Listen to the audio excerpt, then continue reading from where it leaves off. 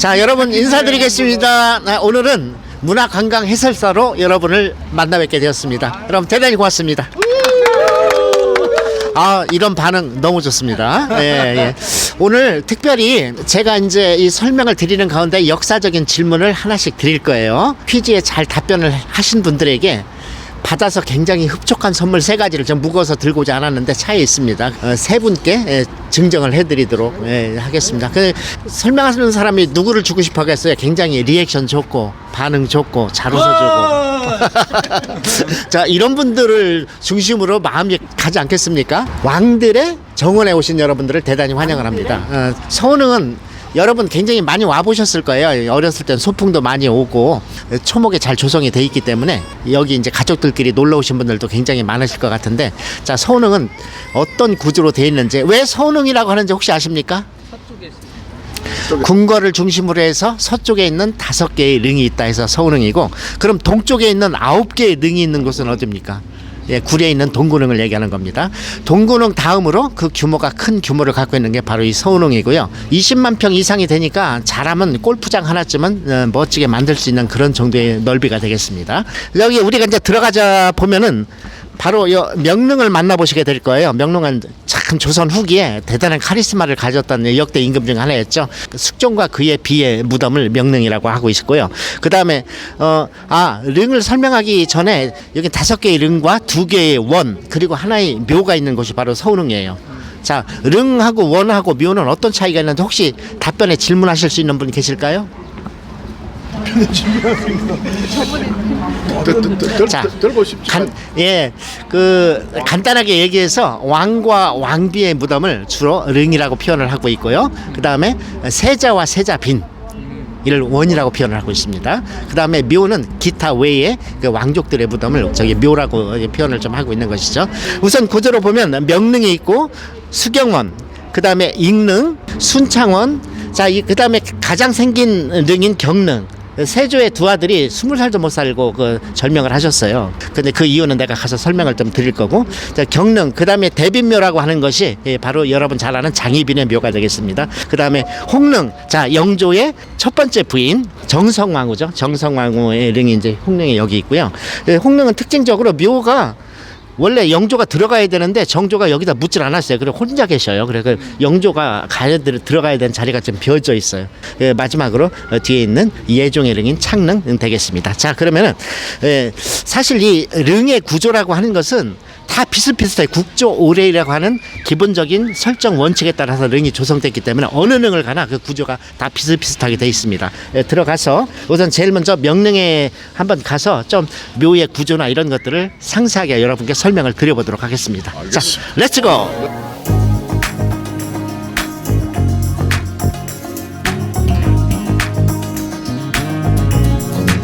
이 릉에 대해서 구체적인 설명은 여기서 구체적으로 할 거예요. 나머지는 비슷비슷하기 때문에 설명을 들어본들 다 비슷한 얘기이기 때문에 이 구조가 어느 릉을 가도 다 이런 구조로 있습니다. 자, 맨 먼저 보이시는 이곳이 홍살문이라는 것이죠. 붉은색 색칠을 좀 해놓은 것이죠.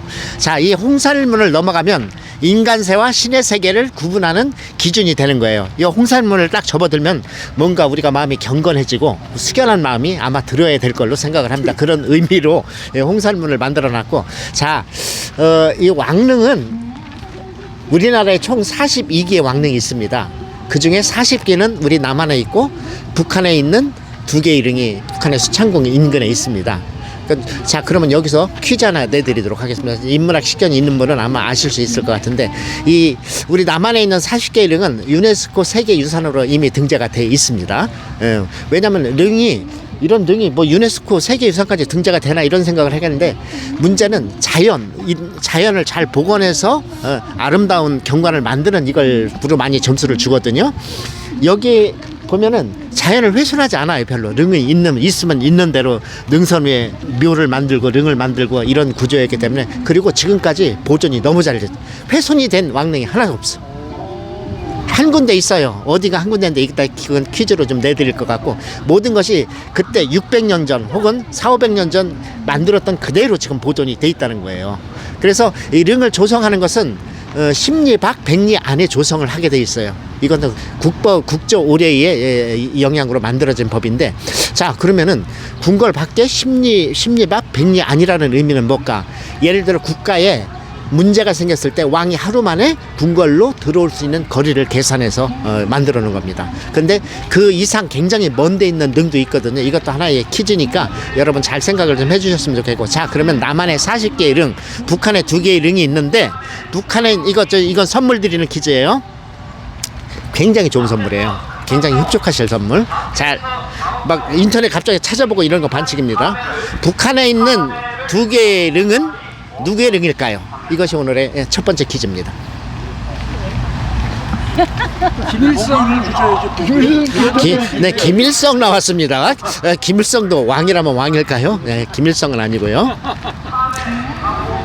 아니 여러분들 이 역사 인문학적 식견이 지금 이 정도밖에 안 돼요. 사실은 뭐 이걸 아시는 분은 거의 없어요.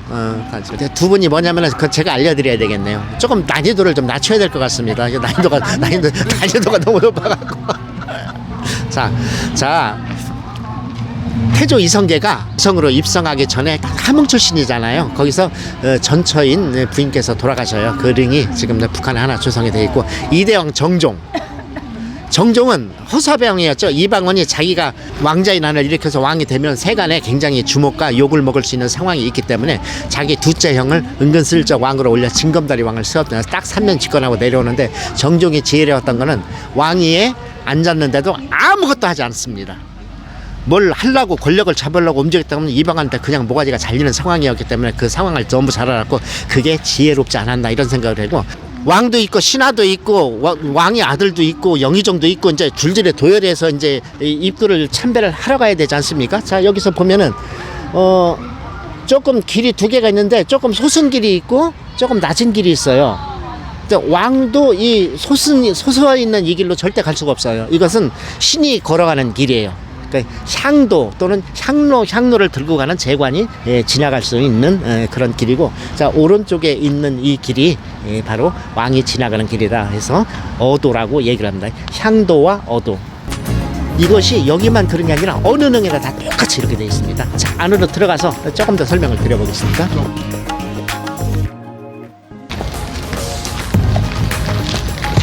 자 잠깐만요. 여기 이제 보실 것 같으면 이 계단도 이게 예사로운 계단이 아니에요. 이게 자 계단이 2개가 이렇게 돼 있잖아요. 자 이 2 계단 중에 임금이 올라가는 계단이 있어요. 그게 어느 계단이겠습니까? 보나마나 이거 아닙니까? 보나마나 이거. 저거겠지. 저거겠지. 제사장. 아유, 네, 정확하셨습니다. 이건 향로가 올라가는 길이고, 임금도 여기는 갈 수가 없어요. 임금은 옆에서. 자, 그러면은 옆에 있던 영의정, 임금 아들 줄줄이 따라온 그 사람들은 어디로 올라갈 거예요? 여기 못 가요. 겨우 올라갈까요? 못 올라가는 거 아니에요? 여기 나무 계단을 따로 하나 만들어요. 여기 이제 갈 수가 없고 나무 계단을 임시로 만들어서 일반 신하들이나 자녀들은 나무 계단을 타고 올라가는 그런 원칙. 저는 자신 있게 향도로 올라가 보도록 하겠습니다. 자, 여러분 이게 바로 정자각이라고 하는 건데, 이게 뭐 하는 곳일까요? 혹시 아시는 분? 재 지내는 거. 자, 이걸 정자각이라고 하는데, 우리 보통 조상들 산소에 가면 그 상석이라고 해서 이렇게 널따랑 상판같이 놓은 돌들 있잖아요. 거기서 사과도 놓고 배도 놓고 재물을 올려놓고 보통 이렇게 지내는데, 여기도 그런 게 있어요. 근데 저기다 절대 그걸 올려놓으면 안 돼요. 저기는 신들이 나와서 쉬는 곳이죠. 네, 혼유석이라고 얘기합니다. 여기는 그래서 제사는 이 정자각에서 드리는 건데, 이 정자각은 있잖아요. 높이 하늘에서 보면은 정자 모양이라고 그래요. 그래서 이름을 정자각이라고 얘기하는 건데, 정하면 여러분 꼭 바를 정자만 여러분들 생각하는데, 이게 바를 정자 모양이 아니에요. 이거는 바를 정자 모양이 아니라 고물의 정자, 이런 모양으로 되어 있습니다. T자 모양이에요. 쉽게 얘기하면 T자 모양으로 위에서 보면 딱 봐도 그렇잖아요. 여기서 길게 뻗은 거 이렇게 해서 이런 모양이 그 정자 모양, 고물의 정자 모양이라고 해서 그 정자각이라고 그 얘기를 좀 하는 것이죠. 여기서 제사를 지냈는데, 저기 오시다 보면은 아스라니 무덤이 왕의 릉이 보이긴 했는데, 오면 올수록 왕의 릉을 보기가 어렵죠. 그거는 그 나름대로 다 이유가 있어요. 가까이 오면 올수록 정작하게 가려서도 그렇고 언덕에 있어서도 왕의 릉을 제대로 보기가 굉장히 어렵습니다. 그건 왜 그러냐면은 왕은 지존하기 때문에 살아생전에도 왕의 얼굴을 함부로 못 봐요. 일반 백성들은 아시지 않습니까? 왕이 정말 고개를 쳐박고 뭐 감히 쳐다볼 수가 없는데 죽었어도 마찬가지예요. 지존한 왕의 위엄을 세우기 위해서 함부로 볼 수 없게 이런 구조로 만들어 놓은 것이라고 여러분 생각을 하시면 될 것 같습니다. 자, 이 풍광이나 이런 것들이 굉장히 좋은데 여기 서운릉에서도 릉이 여러 개가 있는데 제일 중요한 원칙은 릉과 릉이 서로 마주 보이면 안 됩니다. 그런 원칙이 있습니다. 그렇기 때문에 요 옆에 가까이 있는 능도 있는데 능선에 가려져서 안 보이면 다행인데 그렇지 않은 경우는 나무를 굉장히 많이 식목을 해서 서로 차단을 시키는 그런 효과를 좀 갖고 있습니다. 자, 이 릉이 어디서나 다 바로 이런 구조다. 그러니까 여기 보면은 숙종과 그의 비 인현왕후가 오른쪽에 있고 저 왼쪽에는 인원왕후라고 해서 숙종의 제2계비 인현왕후가 1계비예요. 그럼 정비가 있다는 얘기잖아요. 정비는 이제 우리가 옆으로 가면 익릉이라고 하는 곳에 그 정비가 계신데 그분이 그 인경왕후라고 우리가 보통 알고 있는데 그분은 너무 안타깝게도 11살에 궁궐에 세자 빈으로 간택이 돼서 입건합니다. 그 11살이면 몇 학년이에요? 초등학교 5학년 됩니까? 5학년, 4학년 되는 그런 어린 애기잖아요. 그래서 구중궁궐에 와서 얼마나 애기가 마음고생이 많았겠는가. 참, 이놈 뭐 법이라는 게 뭔지 그 어린 나이에 그 왕실로 시집을 보내서 뭘 어떡하겠다는 건지 그런 안타까움이 있습니다만 너무나 안타깝게도 그 숙종 때 천연두가 가장 창궐을 했고 조선의 인구가 20%가 사망을 하게 됩니다. 그 시점에 그 숙종의 그 정비였던 인경왕후께서 천연두에 걸렸는데 20살에. 근데 20살 되기 전에 자녀가 없었냐? 자녀가 있었어요. 딸이 둘이 있었습니다. 근데 인경왕후가 돌아가시고 그 딸도 얼마 살지 못하고 옛날에 유아 사망률이 굉장히 많았지 않습니까? 그래서 딸 둘도 안타깝게 세상을 등진 그런 안타까운 사연들이 있습니다. 그 20살에 돌아가셨죠. 인릉에 좀 모셨고 여기에서는 인원왕후라고 왼쪽에 또 하나가 있어요. 여기 릉이 하나가 아니에요. 좀 지금은 여기선 잘 보이지 않는데 좀 멀리 떨어져서 보면 오른쪽에는 숙종과 숙종비가 있고 다 숙종의 나와버려요. 이쪽은. 자, 왼쪽에는 인원왕후라고 해서 이분들이 돌아가시고 나중에 돌아가신 분인데 나는 이분들을 좀 바라볼 수 있는 자리에 나를 묻어주십시오라고 그냥 애틋하게 위에서 이렇게 지그시 내려다보고 있는 인원왕후의 릉을 우리가 보실 수 있습니다. 자, 릉은 구성 형태에 따라 달라요. 단릉이 있고 아시겠죠? 딸랑 하나 있는 릉, 쌍릉이 있고 이렇게 저거 봉분이 두 개 나란히 있는 거. 삼연릉이라는 릉도 있어요. 굉장히 희귀한데 딱 하나 있습니다. 1, 2, 3 순차적으로 계단식으로 이렇게 만든 릉이 있고 또 굉장히 많은 구조로 되어 있는 게 동원 이강릉이라는 릉이에요. 동원 이강릉이라는 능선을 따라서 양쪽으로 포진되어 있는 그런 릉을 얘기하는 겁니다. 이것이 바로 동원 이강릉이에요. 여기는 숙종에 있고 저기는 인원왕후의 릉이 양쪽으로 갈라져 능선을 타고 자리를 잡았다 해서 동원 이강릉의 형태를 좀 갖고 있다. 이렇게 좀 이해를 하시면 될 것 같습니다. 자, 그러면 다음으로 넘어가시도록 하시겠습니다. 여기 살았던 것 같아요. 어떻게 이렇게 살아?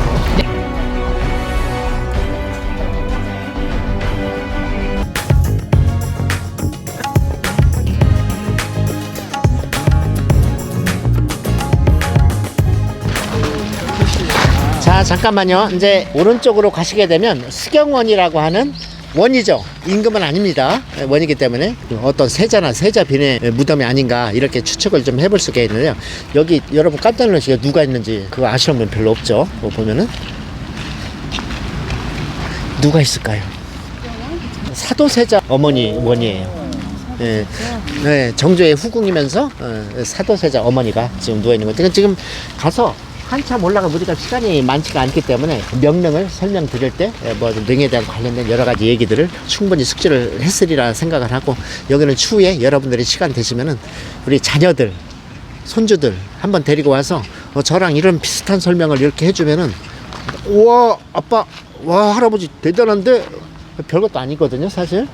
이렇게 굉장히 존중받을 추앙받을 만한 어떤 사건이 되지 않을까 뭐 그런 생각을 좀 해봅니다. 기왕 이렇게 가족끼리 왔을 때 이런 설명을 한번 해주시면 역사적인 의식도 좀 심어줄 수가 있고 또 내 자존감도 좀 높일 수가 있고 뭐 그런 좋은 기회가 아닌가 이렇게 생각합니다. 옆에가 원이 또 하나 있는데요. 순창원이라고 있습니다. 한번 가보시죠. 뭐 순창하면 순창 고추장만 생각을 하시는데 아니 이런 데서 제사 1년에 뭐 제사 지금도 지내요? 좀 지내죠. 누가 지내? 지금도 나라에서? 아니 종친회. 종친에서? 네네. 그러면 제사도 지금도 그럼 종친에서 하면 많이 지내겠네? 종친에 그럼요. 지금 다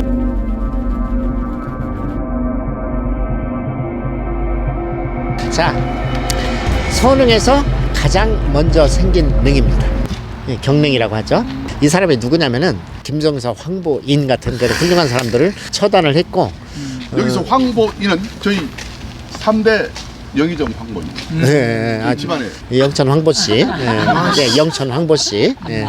그래서 저는 황보인도 성이 황신 줄 알았어요. 좀 무지해 갖고. 그런데 나중에 알고 봤더니 황보라고 하죠. 대도 화를 내시면서 이 사장님이 이 성이 황보다 보니까 그래갖고 그뭐저그 경상도 꼴짝이 영천까지 내려 살았나 참 이 권력의 피바람을 피해서 내려가다 산 곳이 바로 경상도 영천까지 내려가서 거기서 이제 씨를 불렸는데 그렇게 많이 번성을 하진 않은 것 같습니다. 좀 황보 씨가 그렇게 많은 것 같지는 네, 않아요. 전국에 13,000명이 있습니다. 노량진에 가면 사륙신 묘가 있어요. 그 사륙신이라고 하는 그 사륙신이 세조에 의해서 참 사사가 된 생육신이라고 했잖아. 나는 세상 안 볼란다고 저 깊은 골짜기에서 평생 세상과 교류를 하지 않고 결국은 이제 거기서 돌아가신 분들, 그분들을 생육신, 그 당시에 목이 잘린 사람들을 사륙신 이렇게 얘기를 하고 있거든요.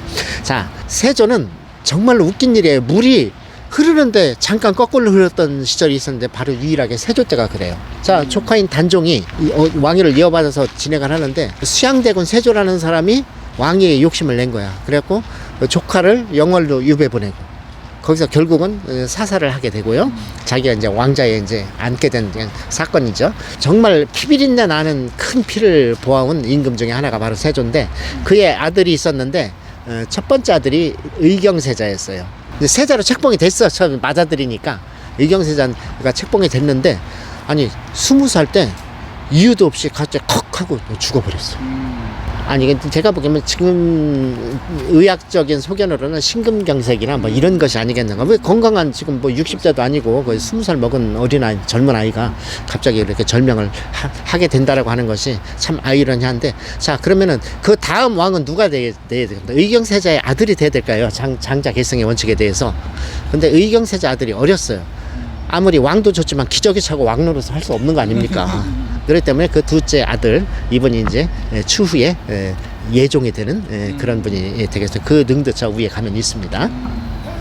자, 이를 일컬어서 현덕의 저주라고 얘기를 하는데요. 세간 사람들은. 자, 현덕이 누구냐? 문종의 비이자 단종의 어머니를 현덕 왕후라고 했는데, 그렇게 자식들은 너무 터무니없이 20살도 안 돼서 둘 다 절명을 하고, 자 정작 세조 자신도 극심한 피부병으로 겨우 13년 제위하고 승하셨습니다. 천전만전 했던 것도 아니에요. 관영 권력의 뭐이라고 그렇게 오래 해먹지도 못할 것을 그렇게 피바람을 불리며 어린 조카도 폐위시키고 사사시키고 하면서 그런 짓까지 벌인 것들에 대한 어떤 업보가 아니겠느냐. 이제 세간 사람들은 어떤 현상이 일어나면 이런 것들을 해석하기를 굉장히 좋아하지 않습니까? 그래서 세조는 정통성이 없는 왕이에요. 그게 컴플렉스였어, 이 사람은. 그래서 많은 전설들을 만들어내.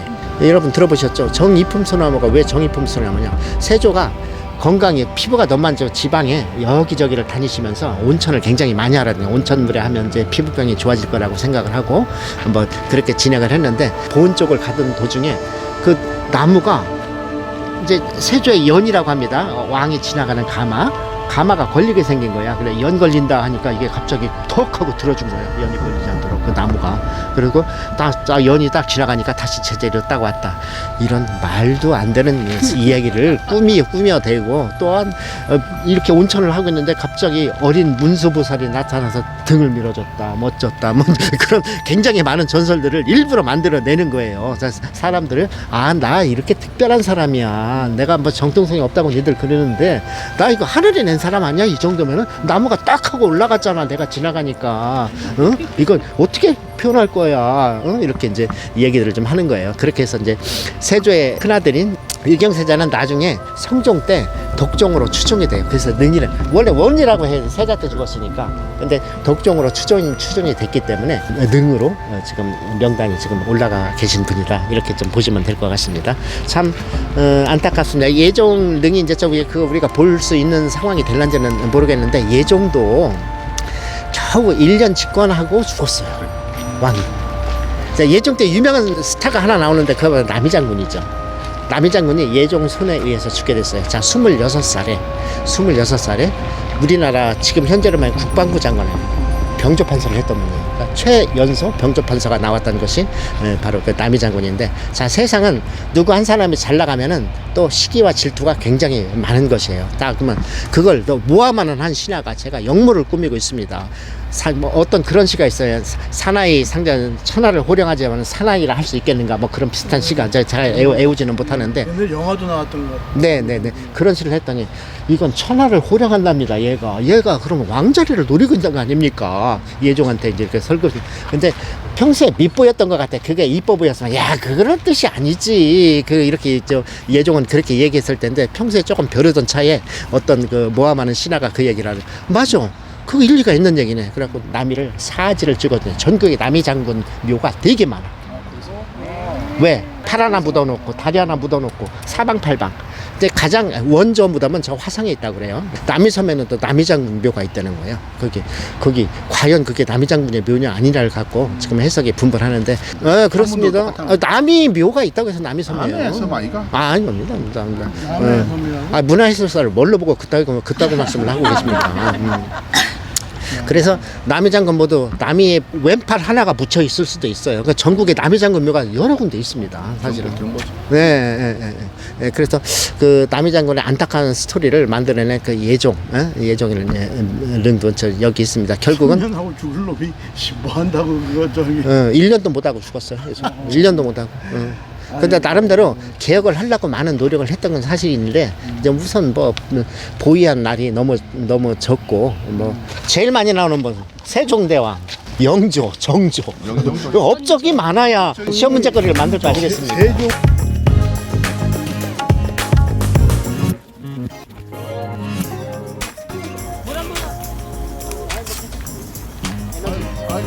가서 드릴게요.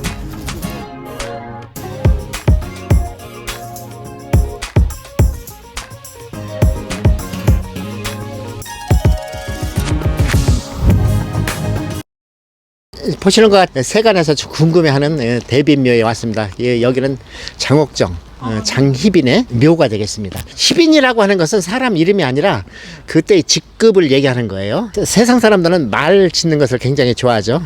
양계가 너무 충만해서 주체 못하겠다 그러면 여기서 음기를 좀 받아들여서 중화를 시켜라 하는 그런 얘기도 좀 하고 있습니다. 자, 대빈묘가 원래 여기 있던 건 아니에요. 원래는 광주에 대빈묘가 만들어졌는데, 자, 대빈묘가 여기로 이전되게 된 스토리가 있어요. 물론 이제 숙종에 나와버리기 때문에 뭐 숙종 옆에 묻어주려고 왔다라고 하는 그런 의미도 있겠지만, 나중에 알고 봤더니 아무것도 도로공사 하는데 그 묘가 걸리는 거야. 그래서 연리 이전했답니다. 그래서 말도 안 되는 어처구니 없는 그런 일들인데, 결국은 그렇게 해서 장희빈의 옛날, 자, 장희빈 하면 옛날 사극의 대표 주자잖아요.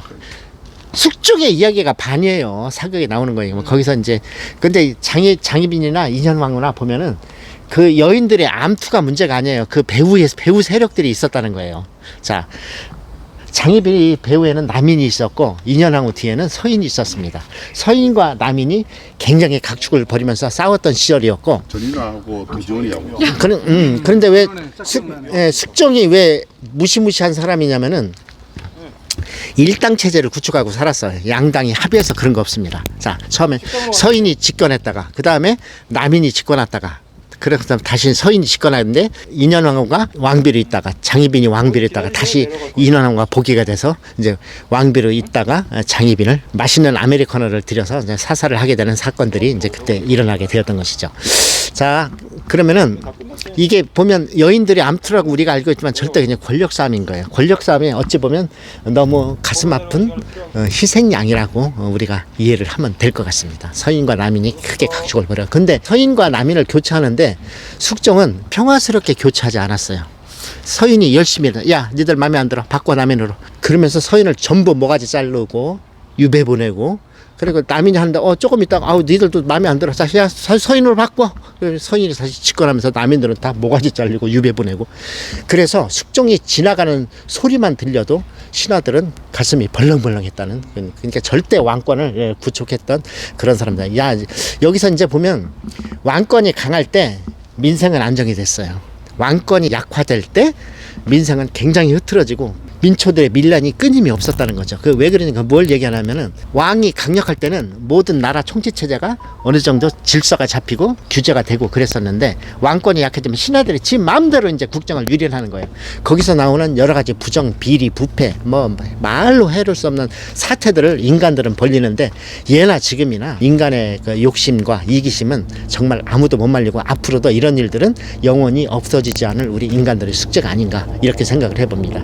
자, 장예빈 묘에서 좀 많은 생각들을 하고 있는데요. 자, 하나만 더 말씀을 드리면은, 여기 이제 조금 전에 예종의 능이 그 맨 꼭대기에 가면 홍릉이라고 있어요. 홍릉이 누구냐면 영조의 첫 번째 부인이 정성왕후예요. 정성왕후가 잠들어 계신 곳인데, 너무너무 불쌍하신 분이야. 내가 얘기를 하면 왜 불쌍한지를 아시게 될 거예요. 첫날 밤에 정성왕후를 영조가 이제 참 맞아 드리게 되는데, 손을 이렇게 한번 잡아보시더니 어이구 손이 왜 이렇게 곤고 하고 이제 물어봤는데 저는 너무 고생을 하지 않아서 손이 고운 것 같습니다. 이렇게 영조가 거기서 빡친 거예요. 자, 영조의 엄마가 누구야? 무술이 아니요. 우리나라 최초의 천민 출신의 왕이야, 영조가. 그는 평생을 스트레스와 그 컴플렉스에 쌓여서 더 열심히 했던 거예요. 아, 내가 이럴수록 자세를 더 바르게 해야 되고 공부를 더 열심히 해야 되고. 영조는 한 점에 흐트러짐도 없었던 임금이에요. 그래서 자기 관리를 얼마나 잘했는지 50년 넘게 집권하고 83세까지 장수를. 옛날에 83세면 지금 120살은 살았다고 봐야 되는 거 아닙니까? 옛날 뭐 환갑만 살아도 뭐 엄청나게 잘 살았다고 하는 건데. 그래서 이제 그런 것들이 있는데, 같이 우리 엄마는 무수리 생활을, 무수리가 뭐냐면 여러분 궁녀도 아니에요. 궁녀 시다발이에요. 쉽게 궁녀에서 궁녀 속옷도 빨아주고 뭐 그렇게 완전히 천민 중에 최천민이 어떻게 하다가 눈에 들어가고 성은을 얻게 되면서 이제 영조가 태어나서 영조가 더 다음 후계를 이었다는 그 스토리가 있는 것이죠. 그런데 그 정성왕후를 그랬더니 영조가 빡쳐서 그냥 일어나서 나가셨어요. 그리고 그 이후로 한 번도 정성왕후의 침소에 들지 않았습니다. 자, 이분도 60 넘게 사셨는데 뭐 수절 과부도 아닌데 신랑도 있고 남편도 있고, 뭐 남편이 임금이지만 영조는 그거 그렇게 사람이 좀 그릇이 작은 것 같아요. 뭐 그 말 한마디 들었다고 해서 완전히 뭐 두부로 잘렸지 사랑 관계를 그렇게 잘려고 살 수가. 그래서 우리 그 정성왕후 스라이는 자녀가 없었습니다. 그런 안타까운 상황. 그래서 이제 그분이 돌아가시고 이제 이쪽에 능을 정했는데, 영조가 들어오기를 기다리면서 한 자리를 비워놨어요. 그런데 정조가 저기 동근릉에다가 영조를 이제 모시게 됐죠. 같이 모시게 된 여인은 영조가 환갑이 넘은 나이에 10대의 여인을 아내로 맞아들이게 됩니다. 예, 근데 그가 몇 대의 왕을 거친 대왕 대비를 지내면서 완전히 그 왕가의 그 최우두머리 자리를 차지해서 정사를 좌지우지했던 그런 분이 되겠습니다. 자, 우리 그 대비묘 한번 좀 우리가 인사를. 자, 그러면 우리가 문제를 좀 하나 내야 되겠네요. 자, 그러면은 심리밭 백리 안에 능을 조성한다고 그랬잖아요. 근데 백리 밖에 있는 능이 3개가 있어요. 3개를 맞추시는 분에게 선물 하나 우선 드리겠습니다. 쉬운 것 좀 되지. 세종대왕릉 아니, 세종대왕릉 포함됩니다. 세종대왕 역사 공부한 지가 너무 오래돼가지고 기억이 하나도 안 나. 처음 듣는 거 같아. 자, 영월에 있는 능이 하나 있잖아요. 장릉이. 누구? 단종. 단종의 능이 거기서 죽었기 때문에 유래가서 단종의 능이 하나 있고, 세종대왕릉이 있고, 아리까리하게 걸려있는 능이 하나 있어요. 사도세자 능입니다. 수원에 있어요. 수원 화성에 있는데 이거 백리를 조금 넘기는. 거기 49.19km라고 해요. 마라톤 코스라고 합니다. 그러니까 이제 백리를 넘어가는 거죠. 알고 생각하면. 이렇게 이제 3개 능이 가까이 인근에 있는 등을 넘어서 멀리 있는 등이 3개가 있게 되었다. 그것도 그 나름대로 스토리가 있죠. 더 쉬운 문제를 내드려야 되겠네. 뭘 내드려야 되죠. 그래서 일단 내려가시면서 문제 내드릴게요. 그러면 같이. 여러분들도